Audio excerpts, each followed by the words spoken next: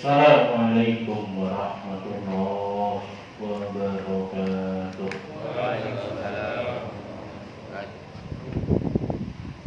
Innal hamdalillah nahmaduhu wa nasta'inuhu wa nastaghfiruh wa na'udzu billahi min shururi anfusina wa min sayyiati a'malina. Man yahdihillahu fala mudilla lahu wa man yudlil fala hadiya lahu.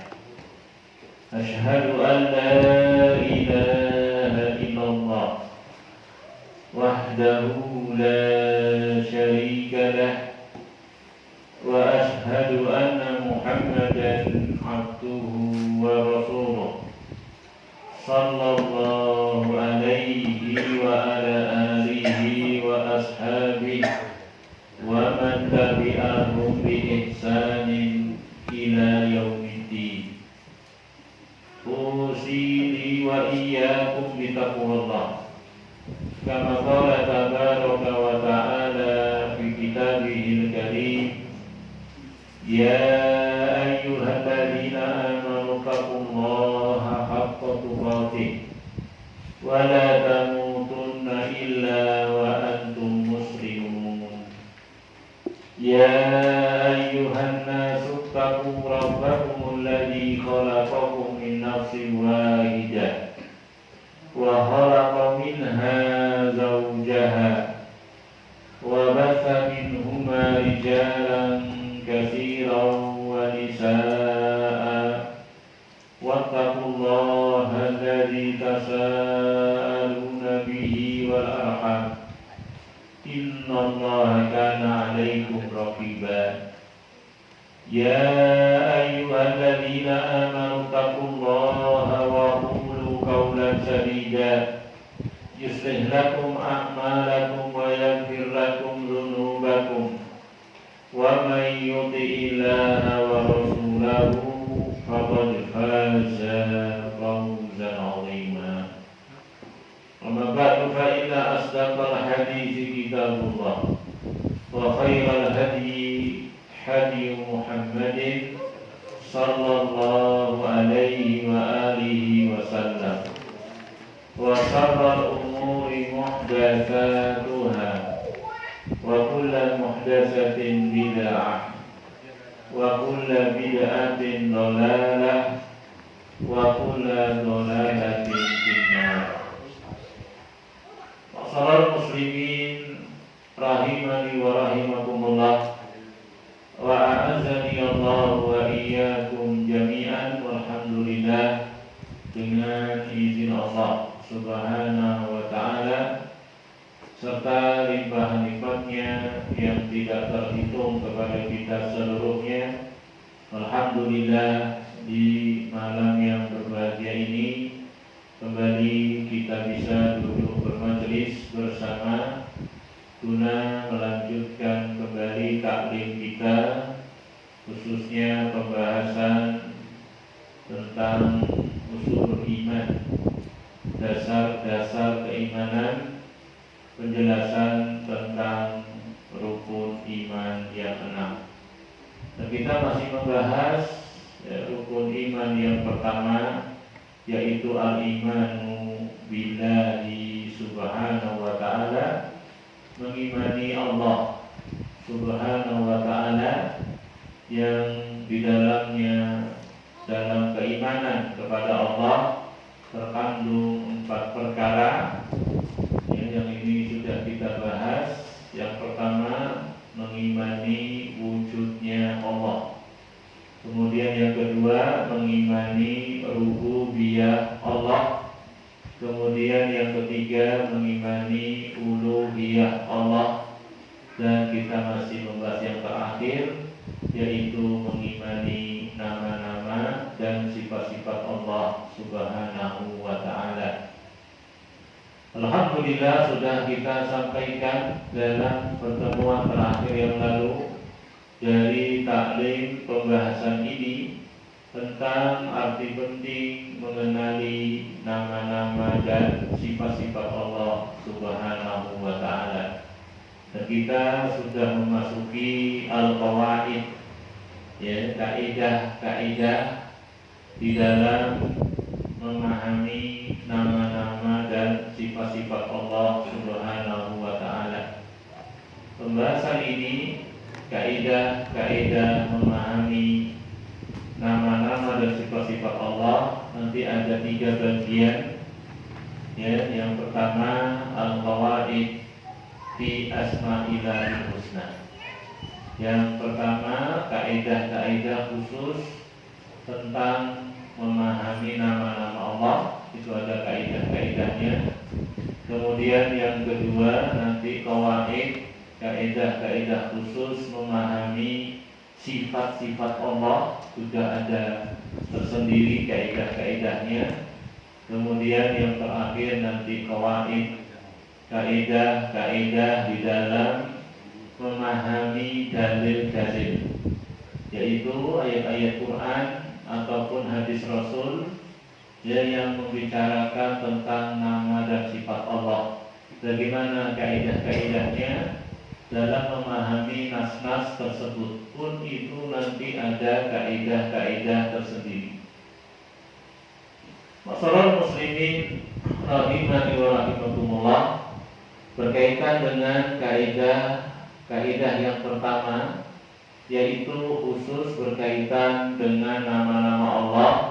Telah kita sampaikan asma'ullahi ta'ala tauqifiyatun, bahwasanya nama-nama Allah Subhanahu wa Ta'ala itu tauqifiyah. Ya, yang dimaksudkan adalah hanya berdasarkan, yang hanya dibangun, ya, atas dalil Quran dan hadis saja. Ya, tidak boleh kita menetapkan, ya, sesuatu nama itu nama Allah kecuali harus ada dasarnya, dalilnya, yaitu hanyalah ayat-ayat Allah dan hadis-hadis Rasulullah Sallallahu Alaihi Wasallam yang sahih. Ya, karena sudah kita sampaikan dalam pembahasan ketika itu, pembahasan nama-nama Allah Subhanahu wa Ta'ala ini masuk dalam perkara gaib yang tak mungkin akal masuk ke dalamnya. Yang jangankan nama-nama Allah, ya, yang gaib ini kita belum diberi kemampuan melihat Allah. Nama orang saja yang ada di samping kita, ya, kelihatan itu ada orangnya. Kalau kita nggak tanya, nggak bisa juga kita tahu namanya. Ya, itu manusia ada di hadapan kita. Dan kalau kita berani tebak-tebak, manggil ngawur namanya, ini termasuk kurang adab. Ya, termasuk sikap lancang. Ya, itu tidak dibenarkan. Padahal manusia ini ada di hadapan kita. Bagaimana lagi Allah Subhanahu wa Ta'ala. Ya, Allah Subhanahu wa Ta'ala berfirman dalam surat Al-Isra ayat 36. Ya. Wala taqfu ma laysa laka bihi ilmun inna sam'a wal basara wal fu'ada kullu ulaika kana anhu mas'ula. Janganlah kamu mengikuti apa yang kamu tidak tahu ilmunya. Ya. Janganlah kamu mengikuti apa yang kamu tidak tahu ilmunya. Inna sam'a, sungguhnya pendengaran itu, wal basar, demikian pula penglihatan, wal fu'ad, demikian pula hati, kullu ulaika kana anhu mas'ula, semuanya akan dimintai pertanggung pertanggungjawaban. Ya, semuanya akan dimintai pertanggungjawaban. Di sini ada larangan untuk mengikuti sesuatu yang kita nggak ngerti ilmunya, dan termasuk dosa yang sangat besar, bahkan ada yang mengatakan lebih besar dari syirik. Bahayanya, mudaratnya adalah bicara tanpa ilmu. Al-qaul 'ala Allah bighairi ilmi. Ya, berbicara tentang Allah tanpa ilmu. Disebutkan di dalam surat Al-A'raf ayat 33 tentang dosa-dosa. Ya, Allah mengatakan kepada nabinya, "Qul," katakan wahai Nabi Allah, "Innama," hanyalah, "harrama rabbiyal fawahisa ma dhahara minha wa ma batan." Hanyalah yang diharamkan oleh Rabbku, ya, kekejian, ya, al-fawahis. Al-fawahis ini jamak dari fahisah. Fahisah kekejian, jamaknya fawahis, kekejian-kekejian. Ini yang diharamkan oleh Rabbku, ma dhahara minha wa ma batan, baik yang nampak maupun yang tersembunyi. Ya, kekejian, ya, kemungkaran baik yang nampak maupun yang tersembunyi, inilah yang diharamkan oleh Rabbku. Banyak penafsiran tentang yang nampak dan yang tersembunyi. Ini banyak penafsirannya. Ada yang mengatakan yang tersembunyi, yang nampak itu yang sudah jelas kekejiannya, kemungkarannya. Ya, semua mereka yang punya akal sehat mengenali itu mungkar. Ya, mengenali itu jelas-jelas kemungkarannya, kekejiannya. Atau yang tersembunyi, maksudnya yang tidak semua orang ngerti, butuh kecerdasan lebih untuk mengenali kekejiannya. Ini semuanya diharamkan. Ada yang mengatakan ma dhahara minha wa ma batan adalah kekejian, kemungkaran yang besar maupun yang kecil. Ya, semuanya Allah haramkan. Ya, kemudian wal isma, dan juga dosa-dosa. Wal baghiya bi ghairil haq, demikian pula melampaui batas tanpa hak, menganiaya, mendolimi orang lain tanpa hak. Kemudian Allah melanjutkan perintahnya kepada nabinya untuk disampaikan kepada manusia tentang yang Allah haramkan. Setelah segala kekejian yang nampak maupun yang tersembunyi, demikian dosa-dosa, demikian sikap zalim melampaui batas tanpa hak. Yang berikutnya, wa an tusyriku billah ma lam yunazil bihi sultana. Dan yang juga diharapkan oleh Rabbku adalah mensekutukannya, ya, mensekutukan Allah, berbuat syirik yang tidak pernah Allah turunkan bukti dan keterangannya.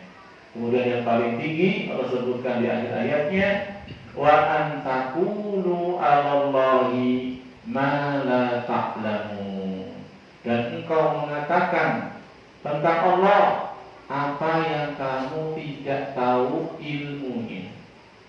Dalam ayat ini disebutkan tingkatan-tingkatan dosa yang diharamkan oleh Allah Subhanahu wa ta'ala, yang Rasul diperintah untuk menyampaikan kepada manusia, ya, dari kekejian, kemungkaran, dosa, ya, kemudian meningkat lagi mendolimi orang lain, ya. Kemungkaran, kekejian, dosa ada yang mungkin kaitannya cuma dengan diri kita sendiri, ya, mendolimi diri sendiri.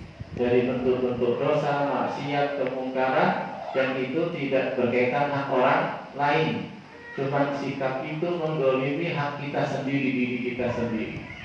Ya, dosa dan maksiat yang gak ada kaitannya melanggar hak orang lain. Di situ dia mendolimi dirinya sendiri, tidak boleh, diharamkan. Kemudian yang tinggi lagi lebih dari itu, yang itu ada melanggar haknya orang lain, entah hartanya, entah kehormatannya, ya, entah kemudian badannya dilanggar. Ini lebih tinggi lagi tingkatan dosanya. Kemudian yang lebih tinggi lagi dari kezaliman kepada manusia adalah kezaliman terhadap haknya Allah, yaitu dia mensekutukan Allah, ya, dalam apa-apa yang merupakan kekhususan Allah.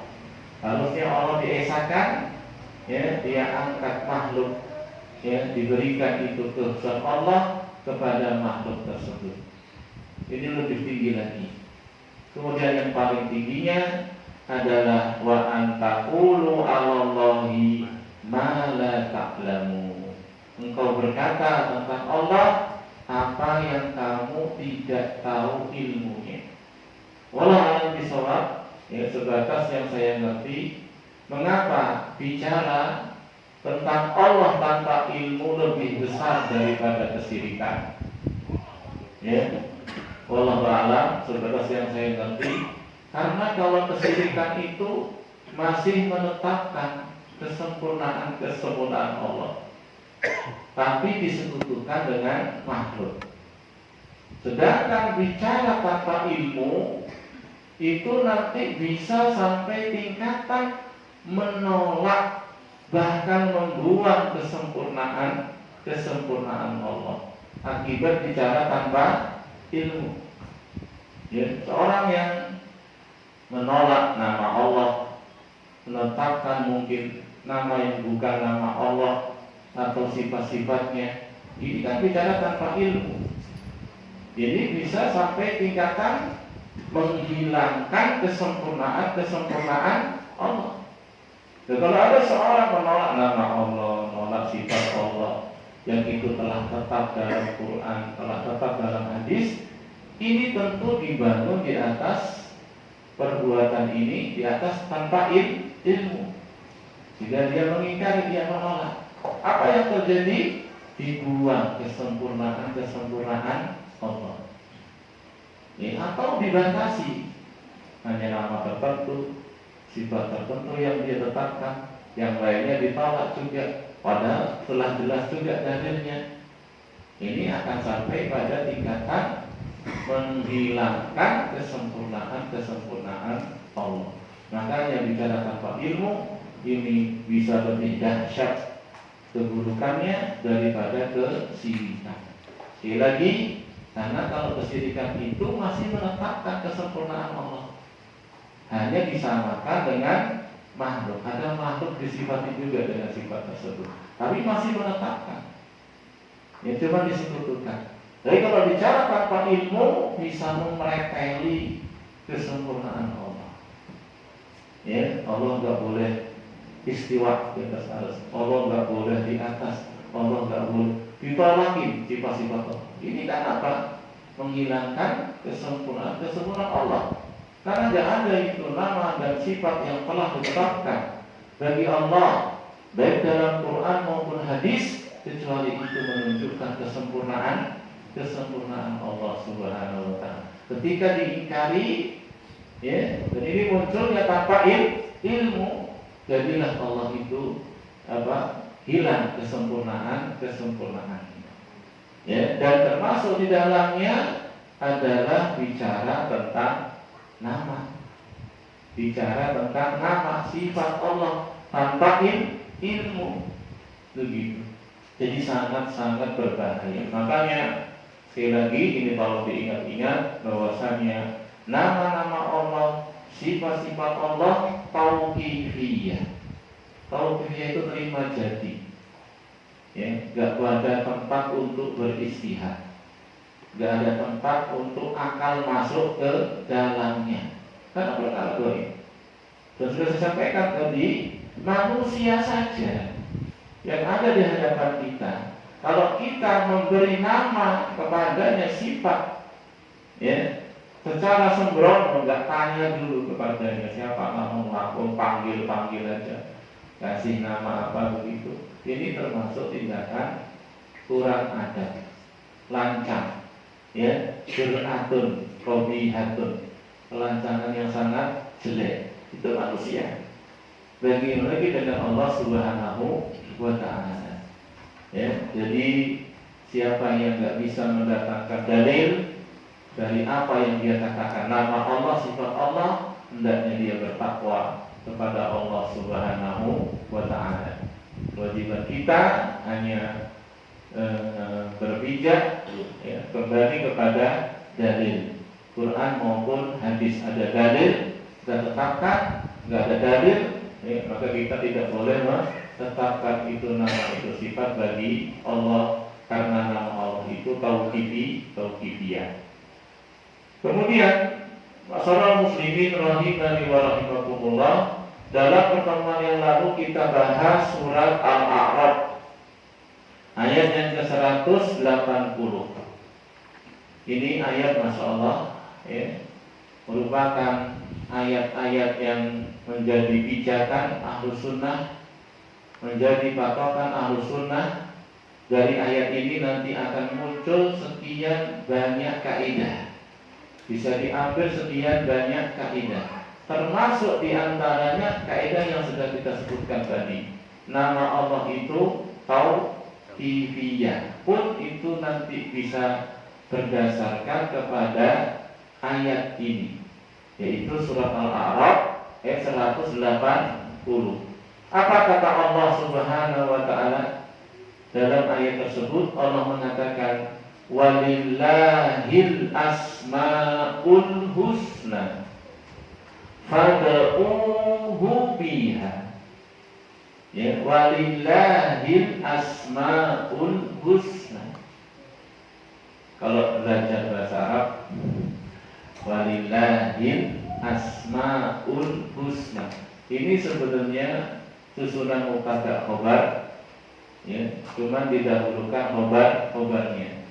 Lillah itu kan sibhul jumlah, ya, sibhul jumlah, ya, itu biasanya jadi khobar, jar majrur, ya, lam, ya, lillah huruf jar Allah.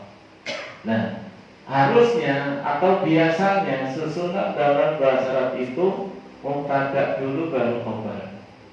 Itu biasa susunannya begitu. Di sini didahulukan khobarnya, yang biasanya di awal, mubtadanya diakhirkan. Jadi nanti ada faidah secara susunan bahasa Arab. Ya, di antaranya apa? Itu menunjukkan pengkhususan. Walillah, hanya milik Allah saja, hanya bagi Allah saja, asmaul husna, nama-nama yang husna. Apa itu asmaul husna? Ya, asmaul husna itu nama-nama yang dalam puncaknya kesempurnaan. Tidak ada cacat, tidak ada kurang. Ya, itu hanya Allah yang punya. Sering kita sampaikan, ya, kalau kita mah kadang cuma namanya tok yang bagus, orangnya belum tentu seperti namanya. Namanya kuat, ternyata orangnya level, ya. Namanya teguh, belum tentu orangnya teguh, ya. Namanya Hasan, bagus, baik, belum tentu orangnya bagus.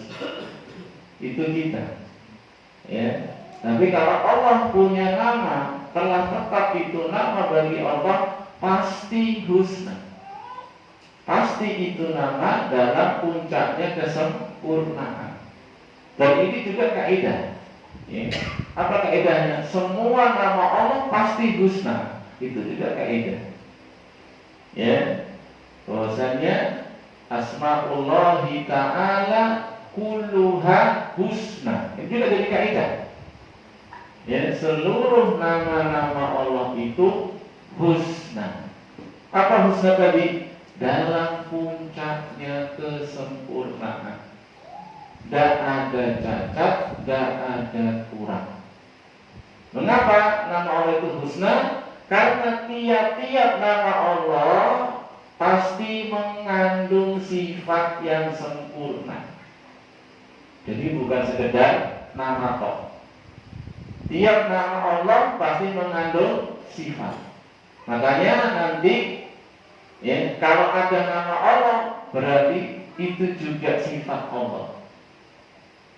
Kalau ada nama Allah berarti itu juga sifat Allah. Diambil dari nama tadi sifat begitu. Contoh Al-Alim. Al-Alim banget ya. Al-Alim nama Allah Subhanahu wa ta'ala, zat yang maha berilmu. Berarti Allah punya sifat ilmu. Begitu. Ya. Al-Basir. Apa Al-Basir? Maha melihat. Berarti Allah punya sifat basar, melihat. As-Sami, ya, maha mendengar. Berarti Allah punya sifat sam'u, mendengar. Ya. Al-Hakim. Al-Hakim ini ada dua sifat terkandung di dalamnya. Al-Hakim itu bisa bermakna dzul hukmin, Allah yang memutuskan apapun yang terjadi di alam ini semua dengan hukum Allah, keputusan Allah. Ya, hujan, mendung, ya, tsunami, banjir, longsor, semua dengan keputusan Allah. Tidak ada yang keluar dari keputusan Allah. Itu Al-Hakim. Maknanya dzul hukmi, pemilik keputusan. Nah, kita sering mengatakan kita mah cuma bisanya bekerja, berusaha, tapi yang menentukan yang di atasan. Itu sudah ucapan yang umum semua kongsi. Hakim yang kedua maknanya dzul hikmah. Al-Hakim yang kedua maknanya dzul hikmah, pemilik hikmah. Tidak ada satu pun yang Allah putuskan kecuali apa? Ada hikmah-hikmahnya. Gak ada yang jelek murni ya. Semuanya menunjukkan keadilannya, kebijaksanaannya. Semua menunjukkan akan rahmatnya, kasih sayangnya kepada hamba-hambanya. Gak ada yang sia-sia. Apapun yang Allah putuskan, semuanya apa? Penuh hikmah. Cuman kadang akal pikiran kita yang terbatas tidak mampu menyelami hikmah Allah yang begitu banyak, begitu mendalam. Tapi dengan kita mengimani nama Al-Hakim, kita yakin pasti ada hikmahnya. Cuman kadang kita bisa memahami, kadang nggak bisa memahami. Bisa menyelami, kadang nggak bisa menyelami. Bisa menyelami pun, bisa memahami pun, itu cuma sedikit. Tidak semuanya dari hikmah-hikmah tersebut. Karena kita terbatas, serba sangat terbatas. Demikian seterusnya ya. Tiap nama mesti mengandung sifat. Dan sifat yang terkandung dalam masing-masing nama tadi itu sifat yang sempurna. Puncaknya kesempurnaan. Gak ada cacat, gak ada kurang. Contoh Al-Alim tadi. Al-Alim maha berilmu. Berarti Allah punya sifat ilmu. Ilmu yang merupakan sifatnya Allah, ini ilmu yang sempurna. Tidak ada cacat, tidak ada kurang. Allah mengetahui segala sesuatu, globalnya dan rinciannya. Ilmunya Allah, ini saya jelaskan bagaimana sempurnanya sifat ilmu. Sehingga darinya kita bisa memahami bagaimana husnanya nama Allah Al-Alim. Ya, bagaimana husnanya nama Allah Al-Alim. Sifat ilmunya Allah tidak diawali bodoh. Allah berilmu sejak adanya Allah. Azali bahasanya dia. Sudah sejak adanya Allah. Kalau kita kan ilmunya diawali bodoh dulu. Ada yang langsung pindah. Nggak ada. Wallahu akhrajakum min butuni ummahatikum la ta'lamuna syai'a. Allah keluarkan kalian dari rahim-rahim ibu kalian. Apa kata Allah? La ta'lamuna syai'a. Dalam keadaan tidak tahu apa-apa. La ta'lamuna syai'an. Syai'an itu nakirah dalam bentuk nafi. Kalau ada nakirah dalam bentuk nafi dalam kaidah usul itu berfaedah umum. Blas ngerti apa-apa ketika lahir itu. Tidak bisa apa-apa, tidak ngerti apa-apa. Kemudian Allah beri pendengaran, Allah beri penglihatan, Allah beri hati. Ini alat. Dengar omongan bapak ibu kita, lihat ya perbuatan bapak ibu kita. Karena yang pertama kan bapak ibu kita. Di situ kita mulai ada transfer ilmu, terus kita belajar taklim. Ilmu kita awalnya bodoh. Kalau Allah tidak diawali bodoh. Ilmu kita setelah tahu diikuti lupa. Dan udah pakar nih besok-besok lupa. Atau kadang salah, ilmunya salah paham.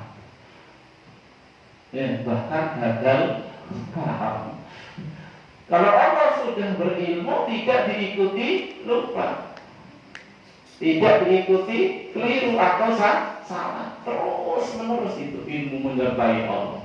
Kesempurnaan ilmunya terus menyertai Allah. Gak ada cacat, gak ada kurang. Makanya Nabiullah Musa alaihissalam pernah ditanya oleh Fir'aun. Kalau antum baca surat Toha ya, ayat yang ke-52 itu jawaban Nabi Musa ketika ditanya Fir'aun. Fama balul qurunil ula. Kata Fir'aun, fama balul qurunil ula. Gimana dengan generasi sebelumku? Fir'aun kan nama gelar, bukan nama orang. Fir'aun itu bukan nama orang, itu nama gelar raja-raja Mesir. Jadi Fir'aun 1, 2, 3 gitu seterusnya. Ya, sebagaimana kalau di Romawi itu Kaisar itu bukan nama rajanya, gelarnya itu Kaisar. Kalau Persia Kisra. Kalau Persia Kisra. Kalau Ethiopia Najasi. Itu bukan nama orang, itu nama gelar raja-raja. Kalau di Indonesia ya kayak di Jogja Sri Sultan Hamengkubuwono itu gelar. Nah, Fir'aun ini yang didatangi Musa ini kan dijelaskan gini. Perbuatanmu kita memakan berkonsekuensi demikian akan dibalas. Nah dia ini ngomong, saya ini kan cuma pelanjut Pak. Nah yang dulu iya Fir'aun yang dulu gimana itu Musa. Maka Allah perintahkan untuk menjawab Nabi Musa, ilmuha inda Rabbi. Ilmu tentang generasi yang dahulu ada di sisi Rabbku. La yadillu Rabbi wa la yansa. Lihat di sini. Musa mengatakan, Rabbku nggak akan pernah salah, nggak akan pernah lupa. Berarti apa? Ilmu Allah sempurna. Yang pertama apa tadi? Tidak diawali bodoh. Apa berikutnya? Menunjukkan kesempurnaannya? Tidak diikuti salah atau lupa.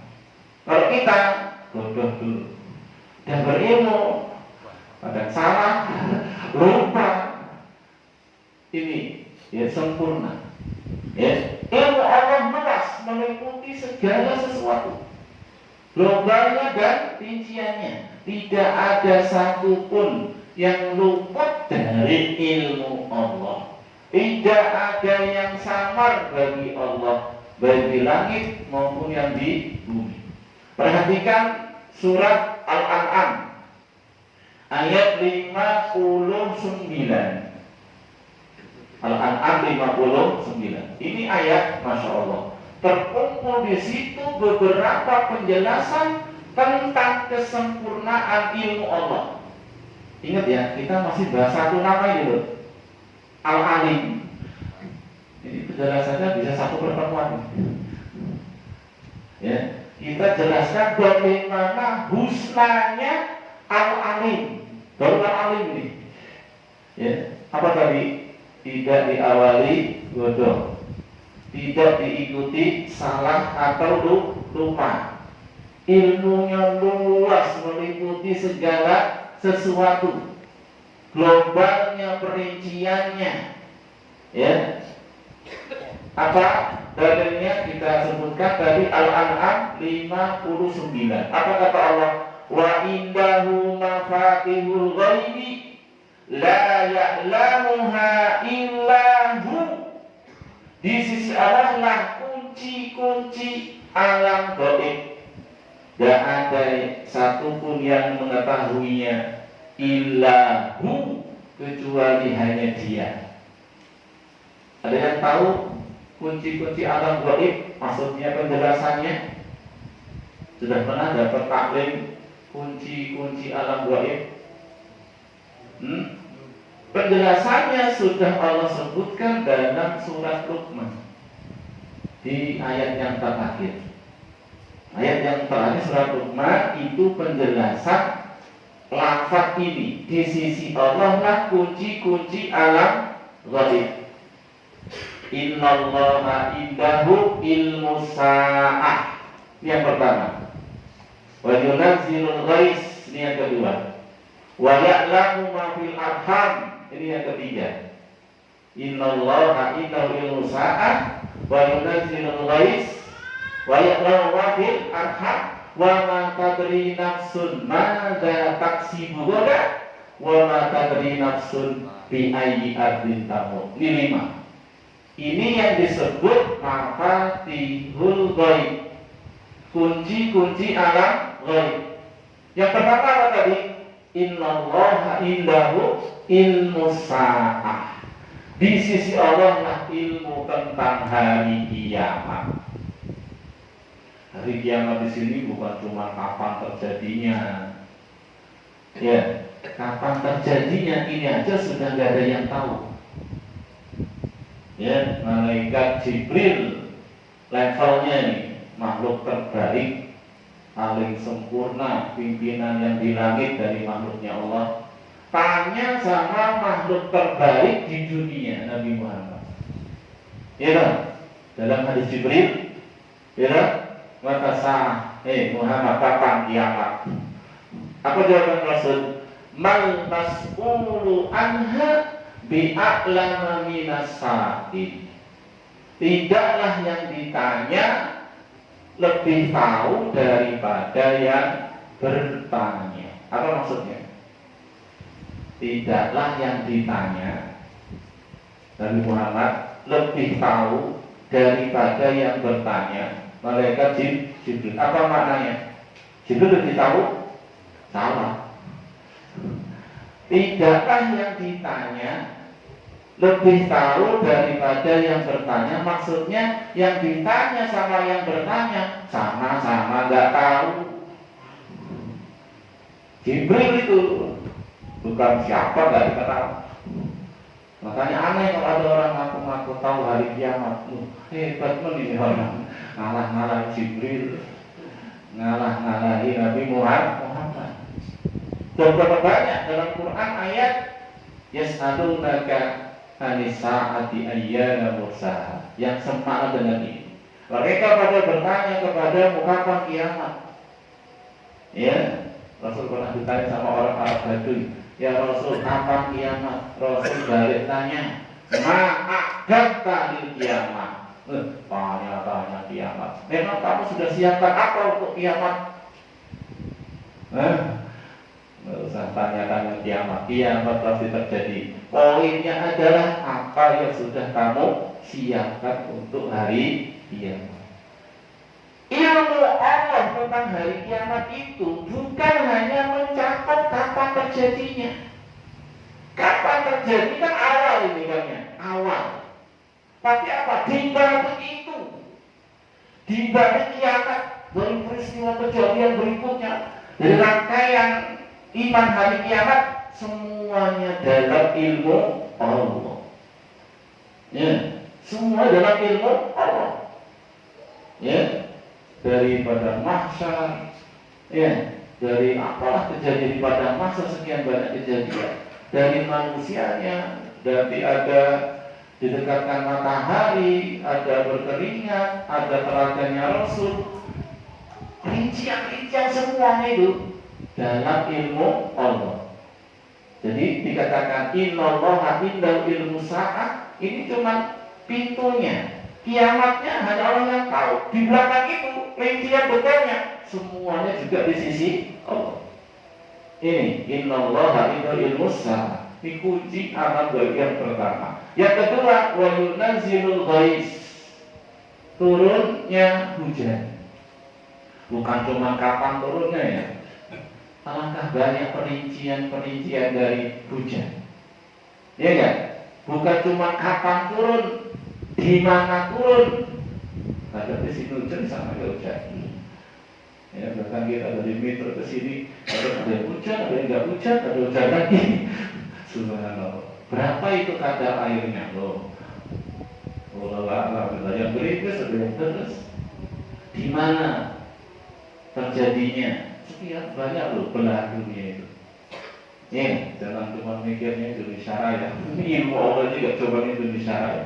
Semua seluruh dunia, semua makhluk yang basah, yang kering, yang kena air hujan siapa saja. Pokoknya rinciannya dari air hujan. Nanti ini air hujan ini numbuhkan tanaman apa saja, tersimpan di mana saja. Kalau kita mikirnya gitu, sudah sempurna. Hujan turunnya itu awal kehidupan. Ya, tanah yang tandus, kering, dengan turun hujan tumbuh sekian banyak tanaman, sekian banyak benih yang ditanam. Berapa banyak itu tanaman-tanamannya? Apa saja itu tanamannya yang tumbuh dengan air hujan tersebut? Ini butuh perincian-perincian. Semuanya ada di sisi Allah Subhanahu wa Ta'ala. Wa yunazzilul ghais. Ya. Oh, sekarang udah tahu Pak, ada perakiraan cuaca. Ini namanya cuma perakiraan, nggak salahnya malah. Kita baca di HP itu, metro hujan deras begitu, puting beliung, sama itu di HP ya, ada tulisannya dia. Ternyata sampai saja itu tulisannya sampai. Loh, pada nggak sesuai kenyataan. Toh mereka bisa mengira, itu pun terbatas perakiraan cuaca itu. Nggak bisa lebih dari 3 hari. Bisa nggak? Sepekan lagi dikira-kira? Nggak bisa. Ya, walau 1 bulan lagi, setahun lagi. Kalau Allah loh, bukan cuma hari, bulan, tahun. Tahu semuanya kapan, perinciannya gimana, semua dalam ilmu. Ya, hujan. Ya, wa yunazzilul ghais. Ya, jadi nggak bisa dibantah dengan perakiraan cuaca. Itu bisa mengira-ngira karena adanya alat yang sangat peka mendeteksi perubahan cuaca. Tapi tetap terbatas, nggak bisa lebih dari 3 hari. Ya, besok kan paling ya, berkiraan cuaca deh besok, lusa. Kalau tidak akurat lagi, sepekan lagi lah lebih, nggak bisa. Itu loh alatnya, sama dengan kita punya mata, punya telinga. Oh, mendung, mau hujan gitu. Kita lihat angin gitu, mendung, oh, mau hujan, sama kayak gitu. Cuman itu lebih kecil lah, lebih peka, terbatas. Ya, jadi bukan cuma masalah kapan hujan, perincian di balik hujan semua dalam ilmu Allah. Wa yunazzilul ghais. Wa ya'lamu ma fil arham. Allah tahu apa yang dalam kandungan bakal calon makhluk. Mikirnya dengan manusia Pak. Yang kandung manusia Pak. Sekian banyak hewan, sekian banyak binatang.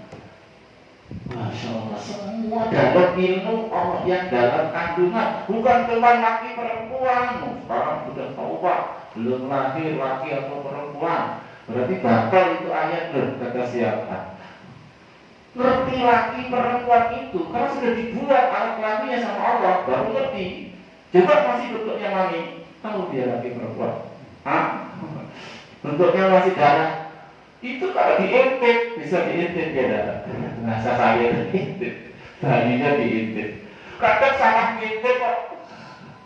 Katanya anaknya laki-laki dari USG segala macam. Terus laki loh perempuan katanya ternyata. Banyak kejadian itu. Wah, ya, saya punya teman dosen-dosen orang katanya laki-laki. Dokternya lagi perempuan. Waduh, gimana nih Pak dokter ini? Katanya udah diintip. Salah juga, karena sudah ada bentuknya itu dari selaminya. Gimana belum ada bentuknya? Jadi masalah janin yang dalam kandungan itu detail ilmu Allah. Disebutkan mukadimahnya janin. Janin kan ini berkembang biak kok. Ya enggak, tumbuh kembang kok. Sampai akhir kehidupan si janin ini semua dalam ilmu Allah, rezekinya, ajalnya, amalnya, surganya, nerakanya. Rezekinya itu makan apa, berapa kilo yang sudah berapa kilo, berapa namanya sakit badan dan total makan nasinya, makan sayur. Subhanallah, nggak bisa kita bayangin. Itu yang ketiga. Pintu alam gaib yang pertama hari kiamat. Pintu di balik itu banyak kejadian dalam ilmu Allah. Hujan itu awal juga, awal kehidupan. Di baliknya masih banyak peristiwa. Maka dikatakan mafatih, kunci, pintu. Di balik itu masih banyak. Kemudian kandungan ini awal juga kehidupan. Ya, kemudian apa kelanjutan ayatnya? Wa yunazzilul ghais wa ya'lamu al-arham wa ma tadri nafsun madza taksibu ghadan. Gak ada satu jiwa pun yang pasti ngerti apa yang pasti dia kerjakan besok. Apalagi besok rusak. Sekian kadang nanti aja gak ngerti loh, jangan besok loh. Nanti antum selain mau berbuat apa? Pastikan, gak bisa dipastikan. Cuma kita bisanya apa? Insya Allah. Terus dari insya Allah juga begitu datang waktunya gak jadi males. Udah rencana nanti habis ini saya mau kemana gitu. Ternyata udah selesai, langsung pulang tidur gak jadi. Gak ngerti kita. Atau kadang-kadang gak tahu kita keluar kecelakaan gak jadi juga. Gak bisa pastikan. Besok itu kan awal ya, awal untuk besok-besoknya lagi kan. Itu aja kita nggak ngerti gimana ya besok-besoknya lagi itu. Ini ya, tidak ada yang tahu pasti apa yang terjadi besok. Kemudian yang terakhir, wama kadari nafsun bi ayyi ardin tamu. Gak ada satu jiwa pun yang tahu di bumi mana dia mati. Kalau bercita-cita oke. Beranak-anak inginnya begitu, ingin mati di tanah tumpah darahku. Ya, sampai ada orang yang bercerita, diceritakan di selesai itu dia nggak pernah terbayang matinya di situ. Ya, zaman dulu orang haji itu kan nggak seperti sekarang ya, jalan atau naik kendaraan, onta atau keledai atau kuda, belum ada. Ada orang itu dari tempat yang jauh, kabilah yang jauh. Ke Mekah jalan, ikut rombongan dia sama ibunya. Di tengah jalan ibunya sakit parah, sehingga dia harus gendong ibunya. Terus berjalan ketinggalan rombongan, sampai hilang rombongan itu dia masih susah-susah jalan sama ibunya.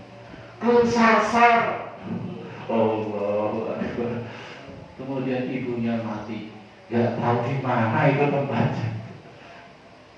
Kalau nggak ngerti tentang matinya, berarti nggak ngerti kapan matinya. Ya enggak? Tempatnya nggak ngerti. Kalau ngerti kapan mati, bisa ngerti di mana mati. Ya dong? Saya setengah jam lagi mati, atau 2 jam lagi mati. Bisa kita mau mati di mana? Saya tak ke masjid biar saya sholat, tak sujud mati. Kalau nggak ngerti tempat matinya, berarti lebih nggak ngerti lagi kapan matinya. Mati itu awal kehidupan barzakh. awal kehidupan akhirat, pintu alam barzah, pintu akhirat, pintu awalnya mati. Loh, matinya udah nggak tahu gimana dibalik itu. Allah matinya tahu, dibalik itu setelah matinya bagaimana di barzah, bagaimana di alam akhirat, ngerti detail dan rinciannya. Ini kita baru bahas awal ayat loh. Mafatihul Ghaib, belum kita lanjutkan. Azan dulu biar nanti lupa lagi. Azan dulu, nanti kita lanjutkan taklimnya.